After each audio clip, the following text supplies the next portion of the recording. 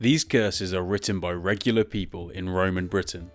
They were carved into lead tablets and then chucked into a hot spring or body of water sacred to the gods.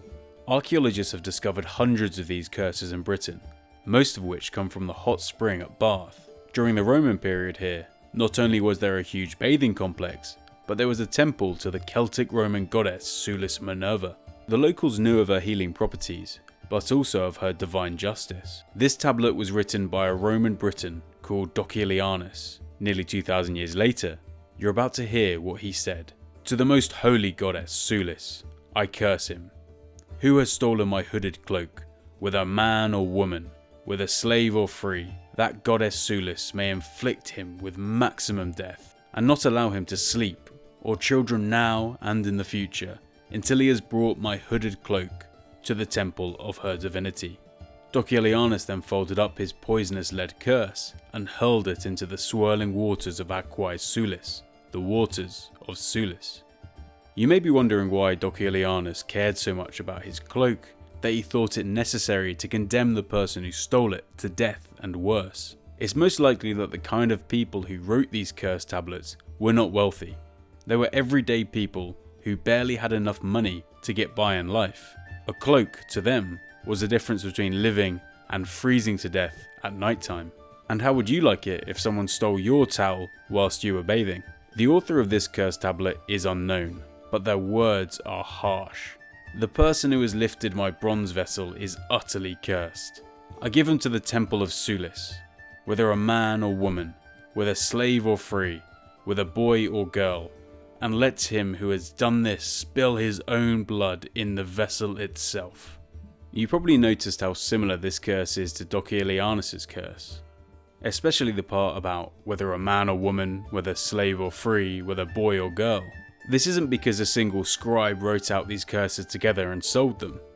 Not one of the over 300 curses found in Britain has the same handwriting. Every curse was written by an individual.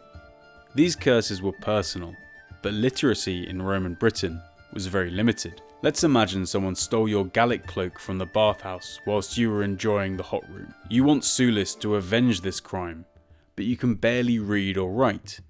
You know a few words, however, and you could probably copy text. So you'd ask around for a template and then copy the curse, substituting in the item that was stolen and perhaps a list of people whom you suspect. This curse tablet does just that. I have given to the goddess Sulis the 6 silver coins which I have lost. It is for the goddess to exact them from the names written below: Synicianus, Saturninus, and Aniola. This person seemed to have a good idea who stole their 6 silver coins. Interestingly, they don't want the coins back, as they were for the goddess. No, this person just wanted revenge. Coins were frequently chucked in the sacred hot spring at Bath by the Romans for good luck, just like we do today. These tablets were incredibly difficult to read and decipher. Not only were the letters extremely finely carved with a stylus, but the tablets had been swirling around in the hot spring for nearly 2,000 years. The archaeologist Roger Tomlin had to catch the tiny grooves in the light before drawing out and then translating what he saw. Sometimes he saw gibberish. Some curses were written back to front, while others were complete nonsense. These nonsensical tablets were written, if you can say that, by illiterate people who were trying to curse someone.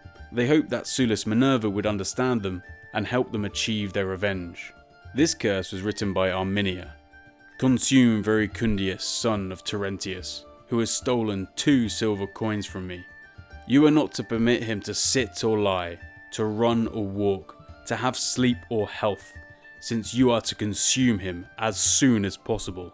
Arminia comes across as quite demanding, but 2 silver coins for him were a significant sum of money. Thank you for watching to the end. I hope you enjoyed hearing these nearly 2,000-year-old curses.